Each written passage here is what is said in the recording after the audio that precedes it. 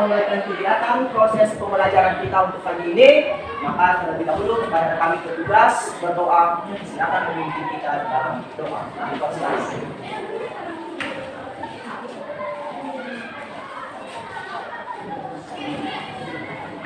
Baik teman-teman, sebelum kita berbalik kita dan kita karena Tuhan telah berikan kita kekuatan untuk kita bersama Tuhan.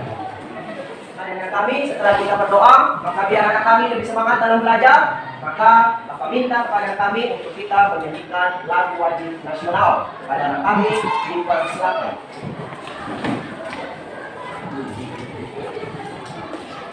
Baik teman-teman, sebelum kita memulaikan proses belajar mengajar kita, mari kita menyanyikan lagu wajib berkibar lagu merah.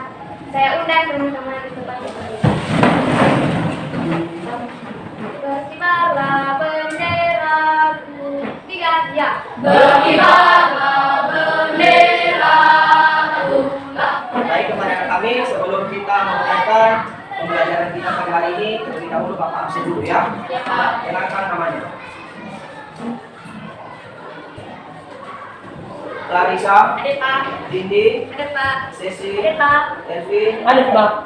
baik, pada hari ini kita akan memulaikan pembelajaran kita seperti biasanya. Namun sebelum kita masuk pada materi baru pada pagi hari ini, minggu kemarin kita sudah belajar, ya kan? Ya, Pak.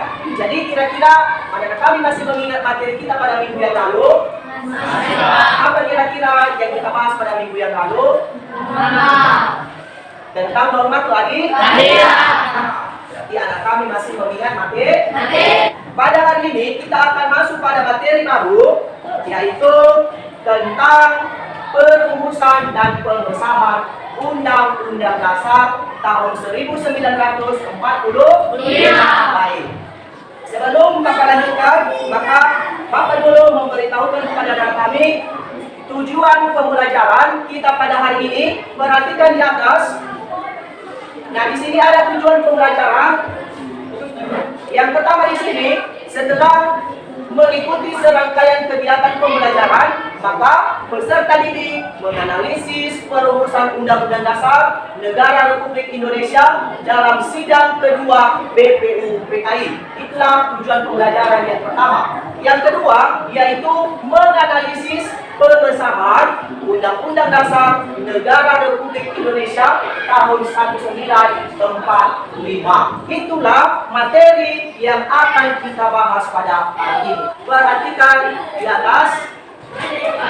Kami akan mengamati gambar tentang pengesahan undang-undang. Pertama, materi kita adalah tentang konstitusi. Apa itu konstitusi?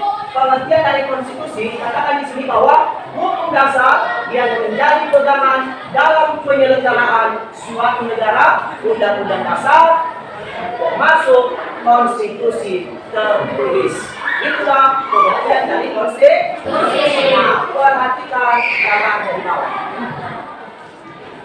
Nah, di dalam gambar dikatakan di situ bahwa Undang-Undang Dasar tahun 1945 dirumuskan oleh BPUPKI pada tanggal 10 sampai 16 Juli tahun 1945. Kira-kira di dalam gambar tersebut apakah yang mereka rumuskan? Yaitu Undang-Undang Dasar. Apa lagi? Apa? Apa lagi yang dirumuskan di dalam BPUPKI atau di dalam sidang BPUPKI itu? Yaitu ya, itu dasar negara, undang-undang dasar. Kita lanjutkan.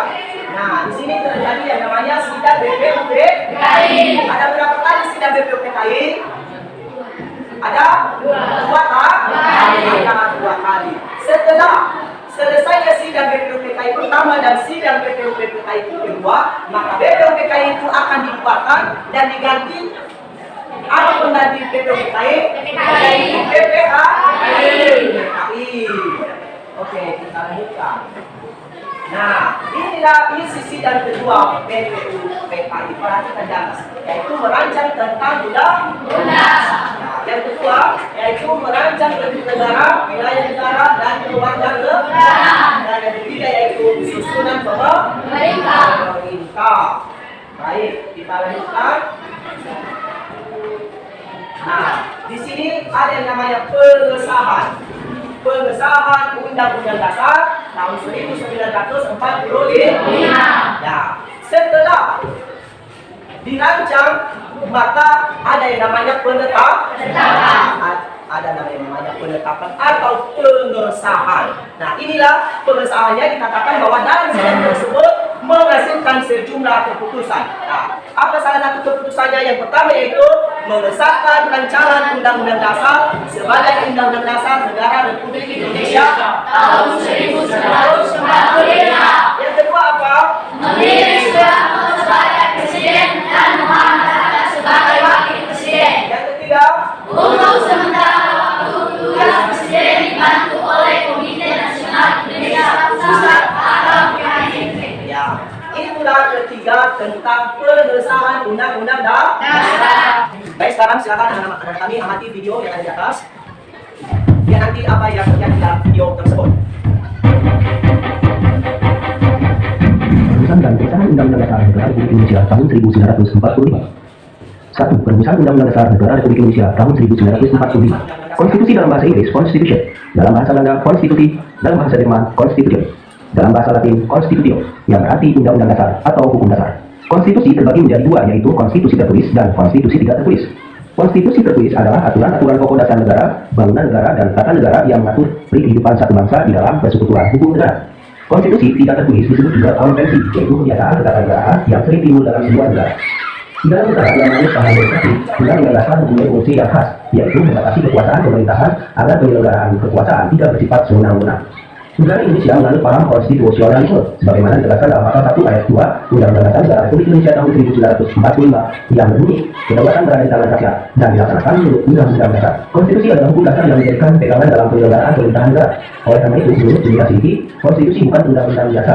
Konstitusi tidak ditetapkan oleh lembaga legislatif biasa, tetapi oleh badan khusus dan lebih tinggi kedudukannya. Dalam dinasti hukum, konstitusi merupakan hukum yang paling tinggi dan fundamental sifatnya, sehingga peraturan-peraturan di bawahnya tidak boleh bertentangan dengan Undang-Undang Dasar. Menurut buku konstitusi dan konstitusionalisme karangan Julia Sidiki disebutkan bahwa naskah Undang-Undang Dasar 1945 pertama kali dipersiapkan oleh BPUPKI. Hal itu dilakukan pada masa sidang kedua tanggal 10 Juli sampai dengan 17 Juli 1945. Saat itu dibahas hal-hal teknis tentang bentuk negara dan pemerintahan baru yang akan dibentuk. Panitia kecil perancang Undang-Undang Dasar pada tanggal 13 Juli 1945 berhasil membahas beberapa hal dan menyepakati antara lain ketentuan tentang lambang negara, negara kesatuan, sebutan Majelis Permusyawaratan Rakyat, dan membentuk panitia penghalus bahasa yang terdiri atas Jaya Diningrat, Salim, dan Supomo. Rancangan Undang-Undang Dasar diserahkan kepada panitia penghalus bahasa. Pada tanggal 14 Juli 1945, BPUPKI mengadakan sidang dengan agenda pembicaraan tentang pernyataan kemerdekaan. Pada sidang tanggal 15 Juli 1945, dilanjutkan dengan acara pembahasan rancangan Undang-Undang Dasar. Naskah Undang-Undang Dasar akhirnya diterima dengan suara bulat pada sidang BPUPKI tanggal 16 Juli 1945. Selain itu juga diterima usul-usul dari panitia keuangan dan panitia pembelaan tanah air. 2. Pengesahan Undang-Undang Dasar Negara Republik Indonesia tahun 1945. Sehari setelah proklamasi kemerdekaan Indonesia, panitia persiapan kemerdekaan Indonesia atau PPKI yang menggantikan BPUPKI melaksanakan sidang yakni pada tanggal 18 Agustus 1945. Dalam persidangan PPKI tanggal 18 Agustus 1945 dilakukan keputusan sebagai berikut: 1. Menyatakan Undang-Undang Dasar 1945. 2. Menetapkan Insinyur Soekarno sebagai Presiden dan Dr. Andes Muhammad Hatta sebagai Wakil Presiden Republik Indonesia. 3. Membentuk Komite Nasional Indonesia Pusat. Sidang PPKI telah melakukan beberapa perubahan rumusan pembukaan Undang-Undang Dasar naskah piagam Jakarta dan rancangan matang tubuh Undang-Undang Dasar. Hasil sidang kedua sebagai berikut: 1. Kapan menerima 30 dengan kata pembukaan. 2. Sidang pertama yaitu perubahan dengan kewajiban menjalankan syariat Islam bagi penghulu-penghulunya diganti dengan rumusan ketuhanan yang Maha Esa. 3. Perubahan pasal 6 Undang-Undang Dasar yang berbunyi Presiden ialah orang Indonesia asli yang beragama Islam menjadi Presiden ialah orang Indonesia asli. 4. Pasal 28 Undang-Undang Dasar 1945 yang berbunyi negara berdasar atas ketuhanan dengan kewajiban menjalankan syariat Islam bagi penghulu-penghulunya diganti menjadi pasal 29 Undang-Undang Dasar 1945 yang berbunyi negara berdasar atas ketuhanan yang Maha Esa. Nah, jadi inilah video tentang pengesahan, perumusan dan pengesahan Undang-Undang Negara Republik Indonesia tahun 1945. Kalau seandainya anak kami masih kurang paham, silakan anak kami tanya apa kira-kira yang masih belum anak kami pahami dan apa yang terjadi dalam gambar dan di dalam video tersebut. Dipersilakan. Ya, silakan nak. Mengapa Undang-Undang Dasar 1945 harus dipatuhi? Ya, siapa anak kami yang bisa menanggapinya? Dipersilakan. Silakan nak. Karena Undang-Undang Dasar dan konstitusi memiliki hubungan yang saling terkait. Ya, kita sekarang akan Bapak bagikan kelompok anak kami. Silakan nanti anak kami telah mengamati gambar tadi. dan sudah bertanya setelah menanyakan, dan silakan nanti anak kami mengumpulkan informasi dari gambar yang sudah diamati dan dari video. Gimana? Bisa dipahami? Bisa. Oke, sekarang akan Bapak bagikan kelompok kerjanya ya. Oke, Bapak bagikan dulu SKPD-nya ya.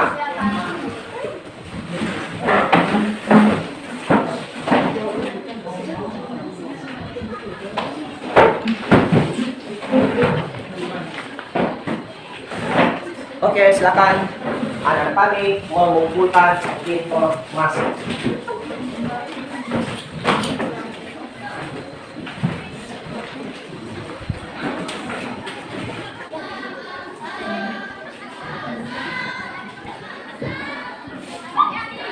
Oke, sekarang akan kita memulai dari kelompok pertama ya. Oke, dipersilakan kepada anak kami kelompok pertama untuk maju ke depan. Penyelenggaraan suatu negara. Konstitusi terbagi menjadi dua, yaitu konstitusi Oke, tertulis. kita lanjutkan kelompok kedua. Dipersilakan.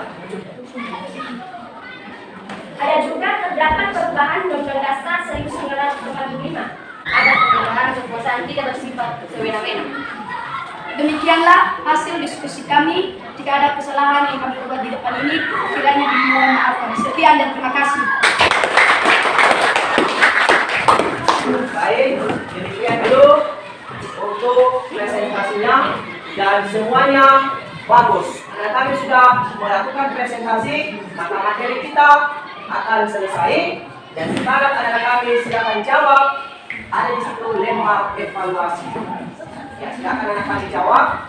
Dan setelah itu nanti silakan anak kami kumpulkan. Biar nanti Bapak akan melakukan penilaian.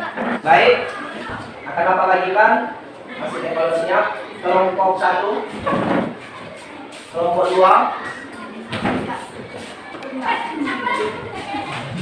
kelompok 3, kelompok 4.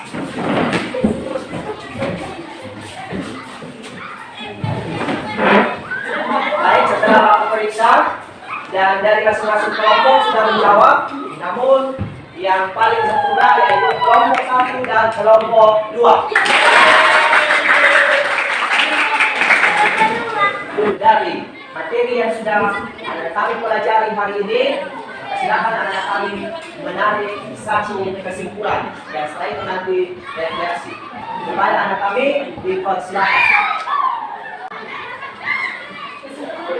Dari pelajaran hari ini adalah konstitusi dalam bahasa Inggris, konstitusi dalam bahasa Belanda, konstitusi dalam bahasa Jerman, konstitusi dalam bahasa Latin, konstitusi yang berarti undang-undang dasar atau hukum dasar. Konstitusi terbagi menjadi dua, yaitu konstitusi tertulis. Nah, sekarang refleksi. Baik, refleksi dari itu dapat memahami arti penting dari konstitusi. Baik, kepada anak kami, kita cukupkan dulu materi kita untuk hari ini. Minggu depan kita lanjutkan. Namun Bapak akan memberikan tugas di rumah, ya, sebagai PR anak kami atau kerja anak kami di rumah. Minggu depan akan Bapak periksa ya. Tugasnya silakan dibuka halaman 43.